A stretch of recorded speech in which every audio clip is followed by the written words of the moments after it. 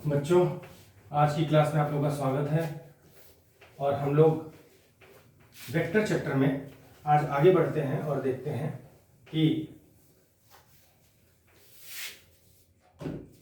दो तीन टाइप के वेक्टर्स बचे हुए थे, उनका डिस्कशन करते हैं। देखते हैं कि स्थानीय सदिश और अस्थानीय सदिश क्या होते हैं। स्थानीय और अस्थानीय सदिश।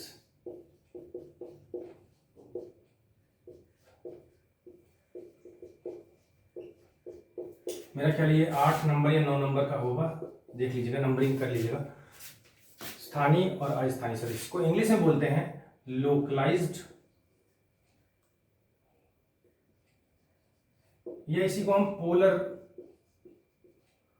वेक्टर भी कहते हैं। और अस्थानीय सदिश नॉन लोकलाइज्ड।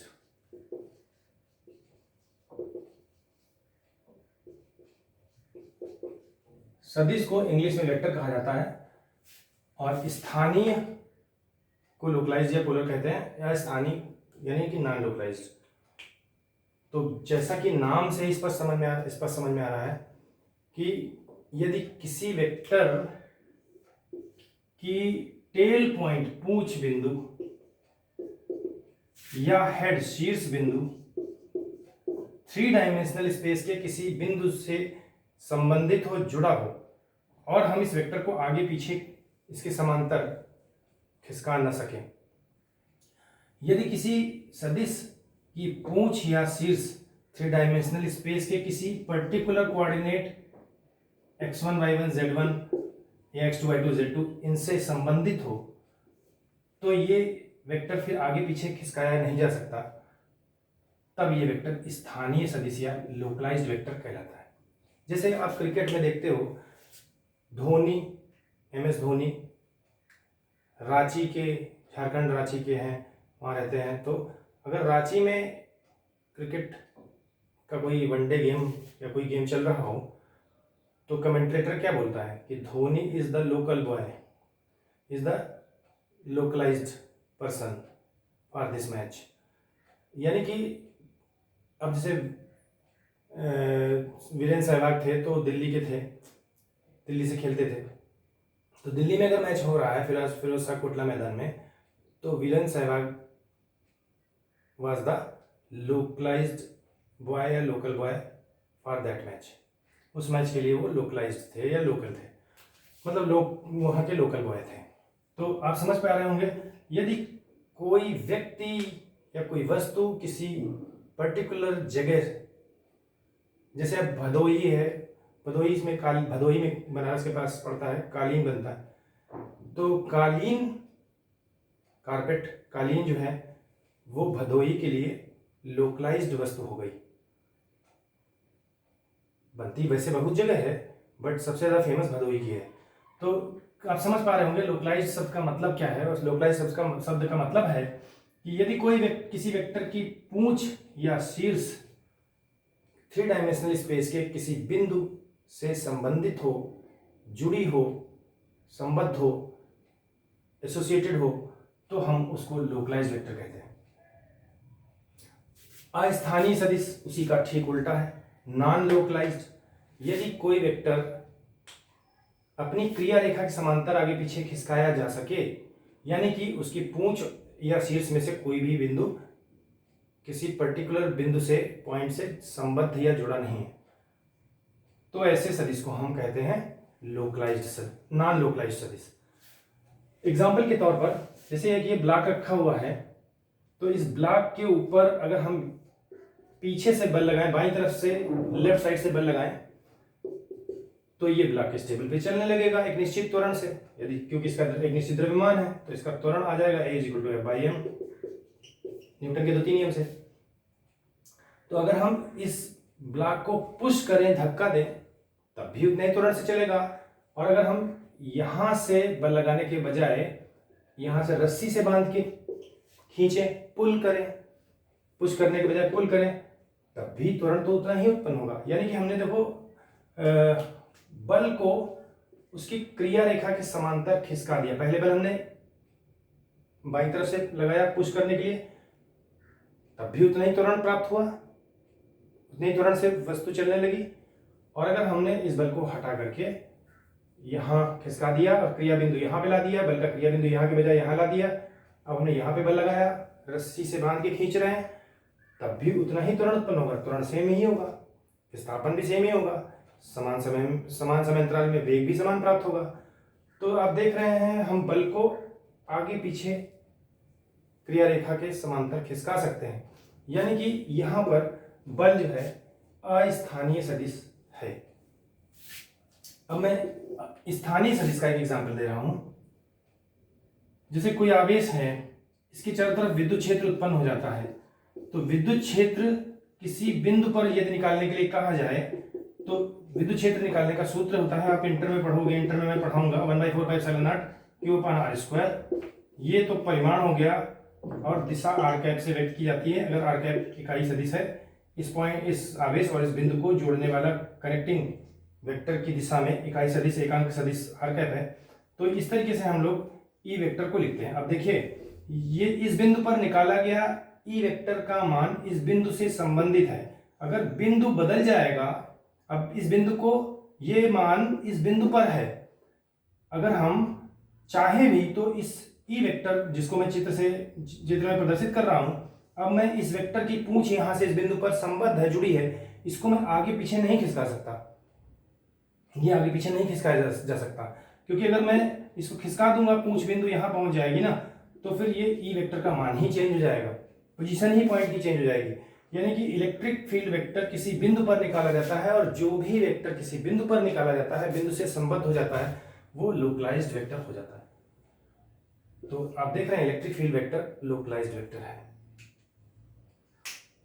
इस केस में इस आवेश के द्वारा, इस अगर यहां पर हम कोई आवेश रखें, धन परीक्षण आवेश या कोई भी आवेश, तो इसके कारण इस पर लगने वाला बल जो है वो भी लोकलाइज्ड वेक्टर हो जाएगा।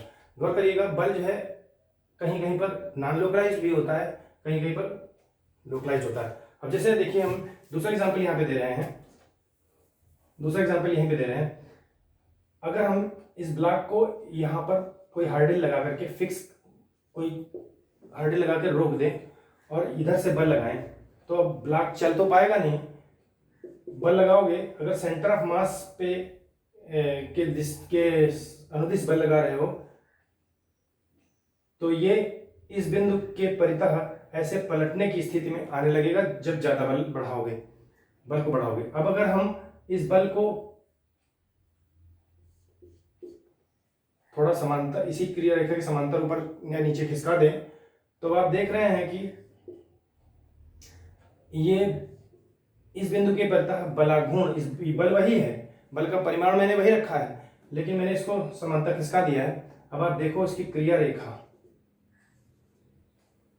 की ऊंचाई इस बिंदु से बदल गई है, बलाघूर्ण का मान बदल जाएगा और ये जल्दी पलट जाएगा। तो आप देख पा रहे हैं, हम किसी बल को उसकी क्रिया रेखा पर या उसके समांतर यदि खिसका सकते हैं तो अस्थानीय सदिश है, और अगर नहीं खिसका सकते तो स्थानीय सदिश है। तो यहाँ अगर हम बल लगा करके इसको घुमाने का प्रयास कर रहे हैं, तो बल जो है स्थानीय सदिश के रूप में काम करने लगता है, यानी कि बल को अब हम उसकी क्रिया रेखा सबके समांतर नहीं खिसका सकते। यदि हाँ ऐसे जहां पे लगाया था बल उसके समांतर, उससे समान क्रिया रेखा पर तो खिसका सकते हैं, समान क्रिया रेखा पर तो खिसका सकते हैं। यानी कि घूर्णन गति के लिए बल जो है यहाँ अस्थानीय सदिश के रूप में काम नहीं कर रहा है, स्थानीय सदिश के रूप में काम कर रहा है। जबकि अगर हम देखो केवल इसको रोके ना और केवल बल लगा करके इसको गति कराएं हॉरिजॉन्टल टेबल पे, तो चाहे बल यहाँ पे लगाओ और चाहे बल को ऊपर खिसका के क्रिया रेखा को इसके समांतर खिसका दो, तब भी त्वरण तो वही रहेगा, क्योंकि बल का मान वही है, द्रव्यमान का मान वही है, तो त्वरण वही रहेगा। तो ट्रांसलेटरी मोशन के लिए, स्थानांतरी गति के लिए बल नॉन लोकलाइज्ड सदिश है, जबकि घूर्णन गति के लिए ये लोकलाइज्ड वेक्टर के रूप में काम कर रहा है। तो आप समझ पा रहे होंगे कि जिन सदिशों को एग्जाम्पल से आप समझ गए होंगे कि मैं क्या कहना चाह रहा हूं। जिन सदिशों की पूंछ या शीर्ष 3D स्पेस के किसी बिंदु से संबद्ध होती है,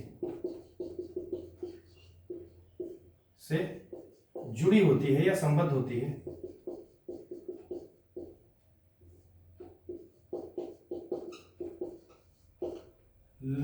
लोकलाइज्ड या स्थानीय सदिश कहलाते हैं, स्थानीय सदिश कहे जाते हैं। जैसे विद्युत क्षेत्र वेक्टर या मैग्नेटिक क्षेत्र वेक्टर, ये सब विद्युत क्षेत्र,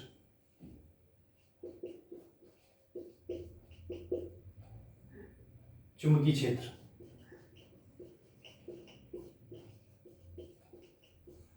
बल जो है वो स्थानीय और अस्थानीय दोनों में आता है। अब देख, मैंने बताया कि घूर्णन गति के दृष्टिकोण से देखो तो बल जो है वो स्थानीय सदिश हो जाता है, लेकिन अगर स्थानांतरित गति के दृष्टिकोण से देखो तो बल स्थानीय न होकर अस्थानीय सदिश हो जाता है, नॉन लोकलाइज्ड हो जाता है। तो आप समझ पा रहे होगे अस्थानीय सदिश। हाँ, इन वाले सदिश को, स्थानीय सदिश को क्रिया रेखा के समांतर खिसकाया नहीं जा सकता, क्रिया रेखा के समांतर नहीं खिसका सकते।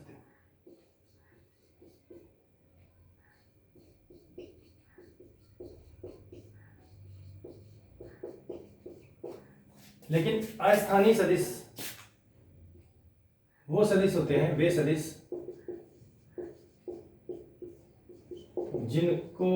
जिनकी पूंछ या शीर्ष किसी विशेष बिंदु से संबद्ध नहीं होती,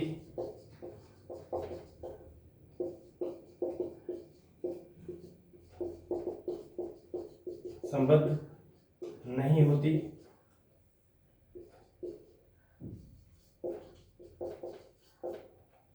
जिन्हें हम क्रिया रेखा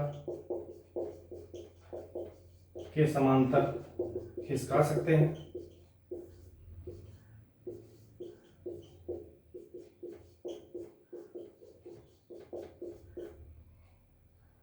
खिसका सकते हैं। अस्थानीय सदिश या नॉन लोकलाइज्ड वेक्टर कहलाते हैं। एग्जाम्पल है बल। स्थानांतरित गति में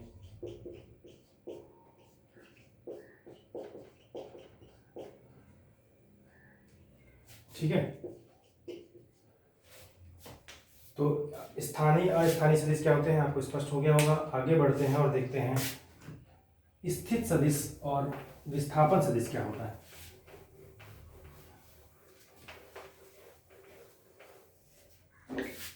ये समझना बहुत जरूरी है। आगे गति वाले चैप्टर में चाहे 1 डायमेंशनल मोशन हो, सरल रेखीय गति हो, चाहे 2 डायमेंशनल मोशन हो या 3 डायमेंशनल मोशन हो, सब में ये काम में आने वाला है। ध्यान से समझिएगा। आखिरी टाइप का वेक्टर है स्थित सदिश। इंग्लिश में कहते हैं पोजीशन वेक्टर। तो स्थित सदिश क्या होता है उसके बाद बताएंगे। विस्थापन सदिश क्या होता है। स्थित सदिश की बात करें, ये x अक्ष है, ये y अक्ष है, ये z अक्ष है, ये मूल बिंदु है। मूल बिंदु पर एक प्रेक्षक खड़ा रहता है। प्रेक्षक जहां खड़ा रहता है उसी को मूल बिंदु कहा जाता है।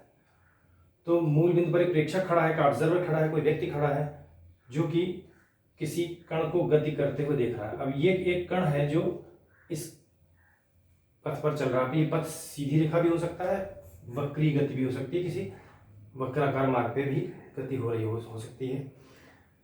तो प्रेक्षक इस कण को देखता है और इस कण के कोऑर्डिनेट नोट करता है, निर्देशांक नोट करता है x, y, z। x, y, z।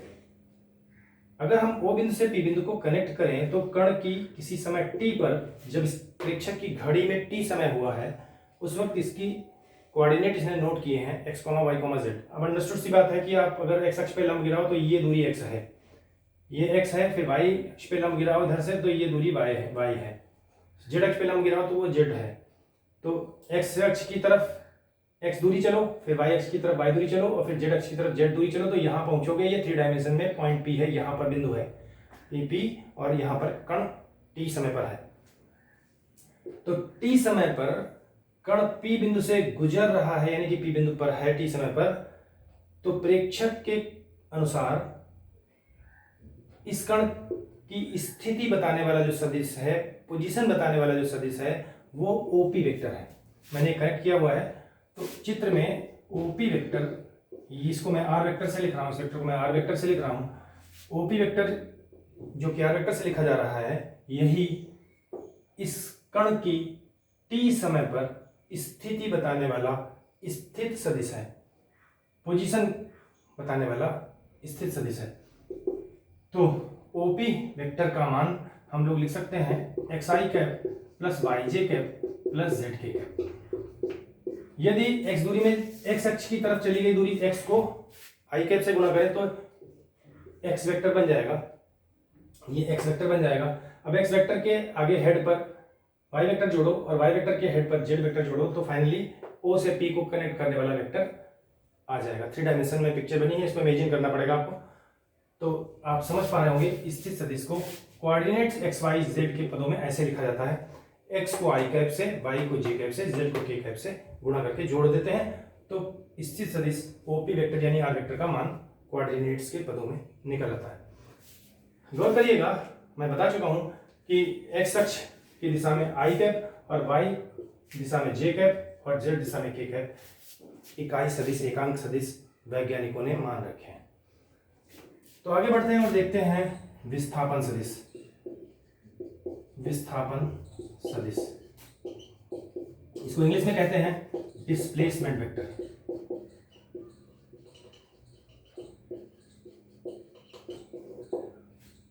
गौर करें,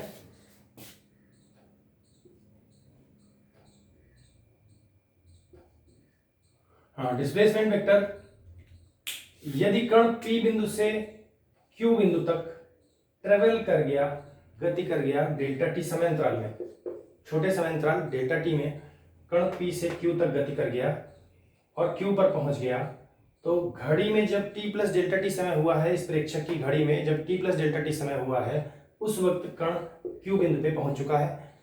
तो Q बिंदु को प्रेक्षक O से यानी कि खुद से कनेक्ट करता है और ये नया पोजीशन वेक्टर है r डैश, ये इस कण की स्थिति को बताने वाला नया स्थित सदिश है।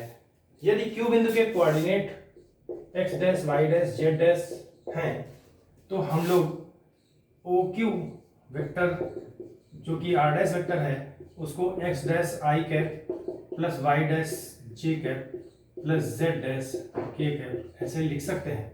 जैसे मैंने ऊपर समझाया, P के पोजीशन वेक्टर को OP से लिखा गया है, Q पॉइंट के पोजीशन वेक्टर को OQ से लिखा गया है।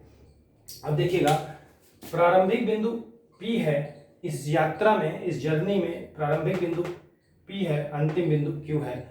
तो अगर हम प्रारंभिक बिंदु को अंतिम बिंदु से डायरेक्ट मिलाएं, प्रारंभिक बिंदु को अंतिम बिंदु से डायरेक्ट कनेक्ट करें, तो डायरेक्ट ज्वाइनिंग वेक्टर जो होगा, ये डॉटेड वेक्टर देख रहे हैं आप, उस P से Q को डायरेक्ट मिलाने वाला वेक्टर, यही है डिस्प्लेसमेंट वेक्टर, यही है विस्थापन सदिश। इसको मैं D वेक्टर से लिख रहा हूं। तो विस्थापन सदिश है D वेक्टर और वो है PQ वेक्टर, P से Q को डायरेक्ट मिलाने वाला, स्ट्रेट लाइन से मिलाने वाला वेक्टर PQ वेक्टर है, यही विस्थापन सदिश है। और विस्थापन सदिश अगर हम PQ दिखा रहे हैं तो ये अभी वेक्टरों को घटाना पढ़ाएंगे तो बताएंगे कि OQ और OP का अंतर है, OQ और OP का डिफरेंस है। ऐसे आप समझ लीजिएगा, PQ अगर लिखना चाहते हो तो जो बाद में बिंदु लिखा है Q उसका पोजीशन वेक्टर पहले लिखो, माइनस जो पहले बिंदु लिखा है P उसका पोजीशन वेक्टर बाद में लिखो और दोनों को घटा दो। तो OQ में से OP को घटाओगे तो PQ वेक्टर मिल जाएगा, इस वेक्टर में से इस वेक्टर को घटाओगे तो ये वाला वेक्टर मिल जाएगा, यही विस्थापन सदिश है। तो D वेक्टर हो गया OQ माइनस OP, और OQ का मान क्या है, R डैश, वेक्टर और ओपी वेक्टर को हम कह रहे हैं आर वेक्टर। तो आर वेक्टर, अब अगर हम कोऑर्डिनेट्स के पदों में लिखना चाहें तो आर डैश का मान ये पुट करें और आर का ये मान पुट करें। जब इसमें से इसको हटाओगे तो आई कैप कॉमन हो जाएगा, दो पद आई कैप के हैं, दो पद जे कैप के हैं, दो पद के कैप के हैं। तो इस तरीके से लिखा जा सकता है x dash minus x i cap common, y dash minus y j cap common, z dash minus z k cap common. तो आप देख रहे होंगे कि विस्थापन सदिश में x dash minus x x दिशा में चला गया विस्थापन है, y dash minus y y दिशा में चला गया विस्थापन है, और z dash minus z z दिशा में चला गया विस्थापन है। और टोटल विस्थापन जो है वो कुल विस्थापन जो है वो डी वेक्टर है जो कि पी क्यू वेक्टर है। तो प्रारंभिक बिंदु और अंतिम बिंदु को कनेक्ट करने वाला वेक्टर जिसकी दिशा अंतिम बिंदु की ओर दर्शाई गई हो, प्रदर्शित की गई हो, उसे हम विस्थापन सदिश कहते हैं। तो विस्थापन सदिश आपको समझ में आ गया होगा। इसके आगे हम लोग चर्चा करेंगे वेग सदिश की। तो बताएंगे विस्थापन, अब इसको चाहे आप डी वेक्टर से लिख लो चाहे डेल्टा आर वेक्टर से लिख लो, आगे चल के मैं इसको डेल्टा आर से लिखूंगा, ठीक है। तो मैं डी के साथ में डेल्टा आर भी लिख दे रहा हूँ, डी से भी लिख सकते हो, डेल्टा आर से भी लिख सकते हो, इस वेक्टर को आप डेल्टा आर से भी लिख सकते हो। तो विस्थापन सदिश डेल्टा आर से मैंने लिखा है, और आगे चल के मैं आपको बताऊंगा कि विस्थापन आपने पढ़ा है विस्थापन सदिश बटे समय अंतराल, विस्थापन बटे समय अंतराल, ये सूत्र आपने पढ़ा होगा। ये क्या कहलाता है? औसत वेग, वेग वेक्टर का औसत मान, औसत, ये औसत का चिन्ह है, औसत, ये औसत का चिन्ह है, ये औसत का चिन्ह है। तो वेलोसिटी वेक्टर का औसत मान, इसको कहते हैं औसत वेग।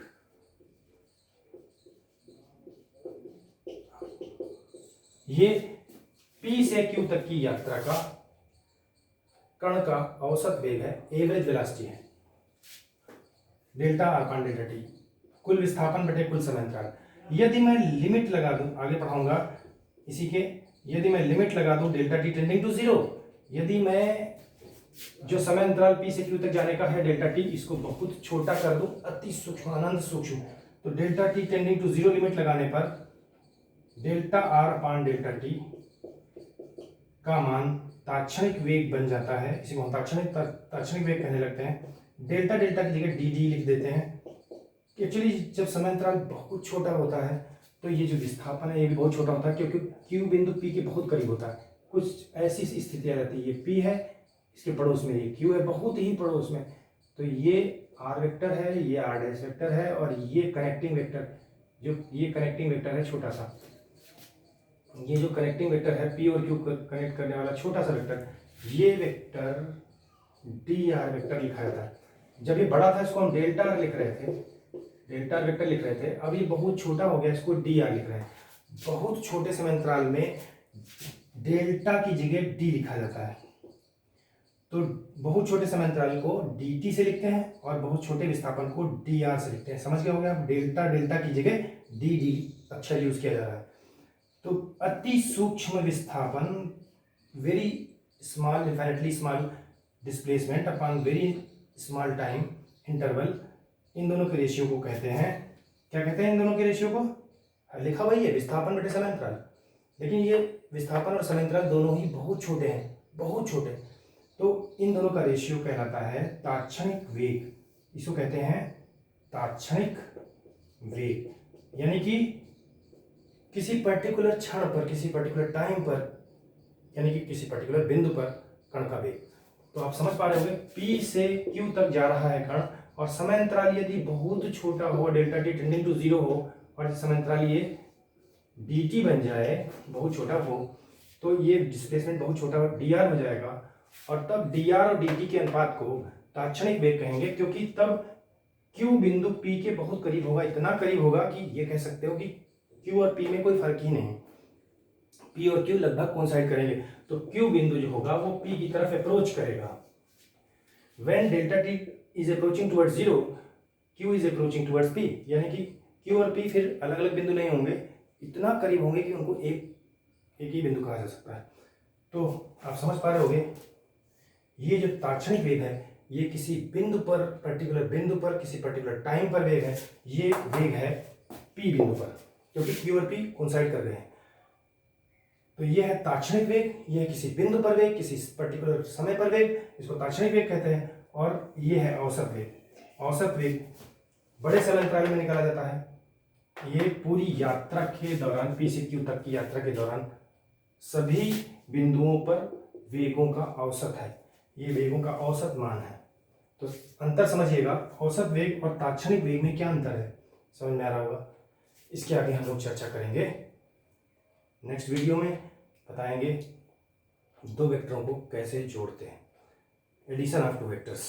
दो वेक्टरों को जोड़ना सिखाएंगे, फिर दो से अधिक वेक्टरों को जोड़ना सिखाएंगे, फिर किसी वेक्टर का वियोजन, उसको तोड़ना सिखाएंगे, और फिर उसके बाद घटाना सिखाएंगे, फिर गुणा सिखाएंगे, और लास्ट में स्विमिंग भी सिखाएंगे कि नदी में जब व्यक्ति तैरता है या कोई बोट चलाता है तो मिनिमम टाइम में नदी को कैसे क्रॉस किया जा सकता है, मिनिमम डिस्प्लेसमेंट के रास्ते से कैसे क्रॉस किया जा सकता है, इसकी चर्चा होगी। इसी चैप्टर में एक और बहुत इंपॉर्टेंट टॉपिक है, जब वेक्टर घटाना पढ़ाएंगे तो आपेक्षिक वेग या सापेक्ष वेग, रिलेटिव वेलोसिटी के कॉन्सेप्ट की चर्चा करेंगे। तो आप ध्यानपूर्वक पढ़ते रहिए। अब रेगुलर क्लास होगी और आपको डेली स्टडी मटेरियल मिलेगा। अक्टूबर के लास्ट में आपका छमाही एग्ज़ाम, हाफ ईयरली एग्ज़ाम होना है। 15 अक्टूबर के बाद हो सकता है, चांस है आप लोगों के लिए कॉलेज 2 शिफ्ट में खोला जाए, कुछ ऐसी गाइडलाइन आई है। जो भी होगा खैर वो तो गार्जियंस की सहमति को लेकर के सहमत से होगा, तो जब होगा तब होगा। फिलहाल अभी आप ध्यान से पढ़ते रहिए, मन लगा करके मेरी क्लास में जुड़े रहिए, इसको बार बार वीडियो को देखिएगा। ये बेसिक बिल्डिंग है मैकेनिक्स की और पूरे फिजिक्स की।